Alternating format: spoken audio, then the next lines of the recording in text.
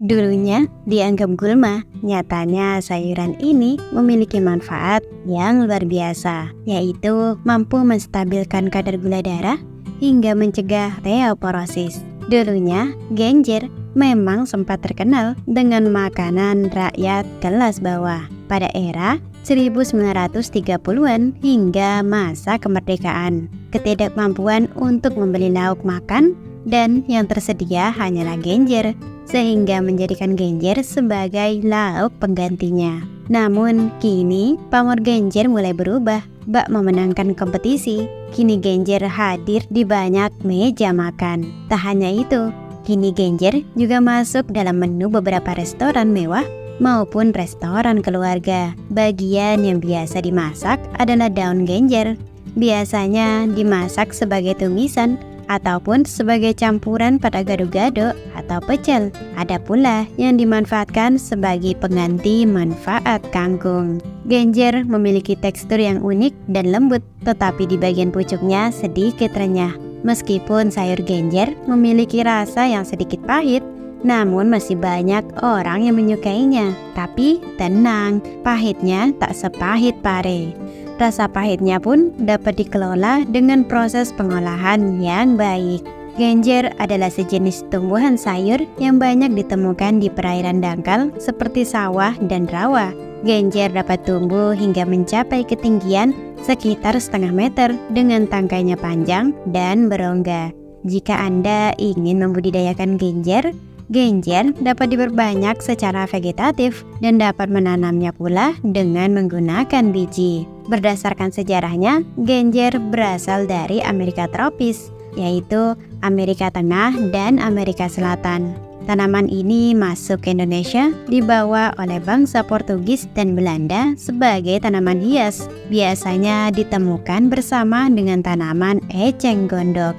Pada daerah persawahan, tanaman genjer menjadi gulma yang serius bila tidak dikendalikan. Tanaman genjer ini baru bisa tumbuh optimal di lahan yang tergenang air. Sebagian pelepah daunnya bisa tergenang dalam air, tapi daunnya harus berada di atas permukaan air.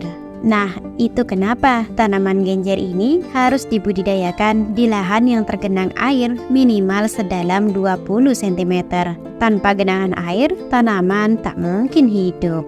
Selain itu, karena pertumbuhan dan waktu cepat menyebarnya di area air atau persawahan, genjer tidaklah menjadi gulma yang mengancam tanaman padi. Bahkan petani dapat memanfaatkan genjer sebagai sayuran. Berbeda dengan eceng gondok yang dapat mengancam lingkungan perairan yang sampai sekarang masih banyak kabar mengenai sungai atau waduk yang terganggu akan keberadaan eceng gondok.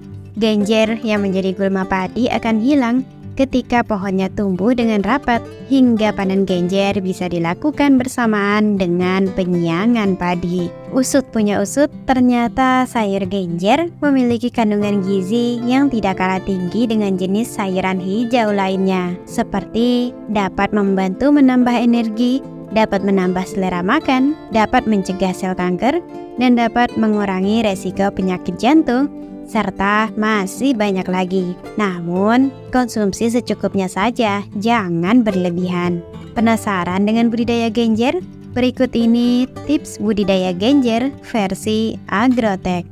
Pertama, pemilihan bibit.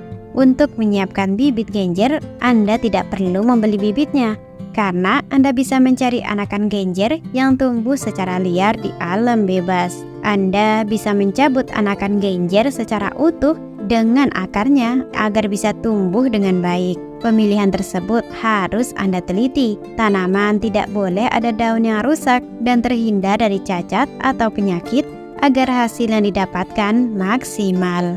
Kedua, lahan tanam. Jika penanaman genjer akan Anda lakukan di tanah gambut, maka pengolahannya hampir sama dengan di sawah. Sebelum ditanami, lahan terlebih dahulu dibajak untuk menggemburkan tanah dengan memastikan ketinggian air minimal 10 hingga 15 cm. Kemudian untuk pemupukan dilakukan sehari sebelum penanaman apabila genjer ditanam di sawah agar bunga cepat tumbuh dan menghasilkan helaian daun yang seragam. Namun apabila ditanam di rawa atau lahan gambut, tidak perlu pemupukan karena dalam tanah sudah terdapat pupuk sendiri. Ketiga, penanaman. Bibit yang sudah siap tanam ditanam di lahan tanam. Dapat Anda lakukan dengan cara menekan akar ke dalam tanah menggunakan jempol tangan dengan jarak tanam antar genjer sekitar 10 hingga 15 cm.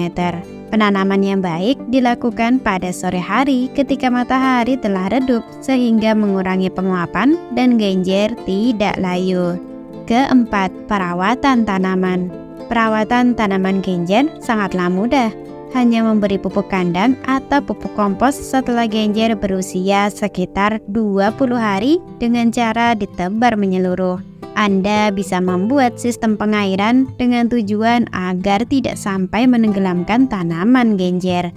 Selain itu, Anda juga harus membasmi hama, yakni berupa keong mas yang sering memakan tanaman genjer. Anda bisa langsung memunguti keong dengan tangan. Lalu, hal lain yang perlu dilakukan yaitu melakukan penyiangan agar tanaman tidak terganggu dalam penyerapan zat hara oleh gulma.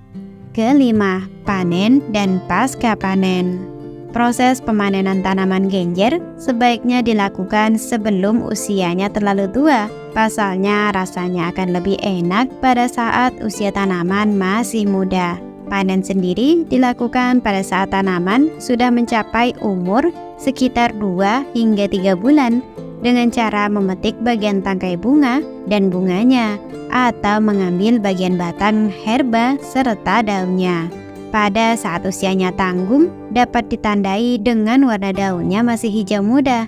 Pemanenan dapat Anda lakukan 3 hingga 4 hari setelah pemanenan sebelumnya. Itulah tadi sedikit informasi tentang budidaya genjer. Ada yang sudah pernah membudidayakannya? Terima kasih telah menonton dan salam sukses.